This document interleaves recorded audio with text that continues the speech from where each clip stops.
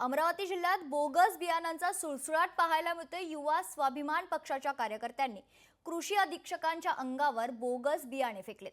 कारवाई झाली नाही तर गुरुवारी बोगस बियाणे विधान भवनात नेणार।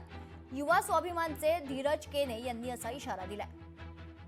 पुढे कारवाई काय करणार आहे आणि शेतकऱ्यापर्यंत पोहोचतील त्याच्यावर आपण निलंबनाची कारवाई करावी असं सुद्धा याच्यामध्ये आमचं म्हणणं आहे। आम्ही तुम्हाला या गोष्टीचं सविस्तर निवेदन आता या ठिकाणी देत आहे आणि आम्हाला याच ठिकाणी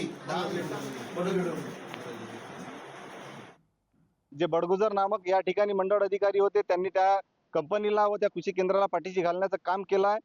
बापना कंपनीचं 2 ट्रक बियाणं युवा स्वाभिमान पार्टीच्या वतीनं जर 2 दिवसात या अमरावती जिल्ह्याच्या कृषी अधीक्षक कार्यालयाकडून त्याच्यावर ठोस पावलं उचलल्या गेली नाही, योग्य कारवाई झाली नाही, तर गुरुवारला विधान भवनाच्या गेटवर 2 ट्रक बियाणे व खते युवा स्वाभिमान पार्टीच्या वतीनं बोगस बियाणे, बापना कंपनीचे बोगस बियाणे हे कृषी मंत्र्यांना आम्ही त्या ठिकाणी भेट देऊ व या ठिकाणी जे भ्रष्ट अधिकारी आहेत त्यांच्यावर निलंबनाचीच नाही तर त्यांच्यावर बडतर्फीची मागणी आम्ही या ठिकाणी युवा स्वाभिमान पार्टीच्या वतीने कृषी मंत्र्यांना या ठिकाणी गुरुवारला करणार आहे।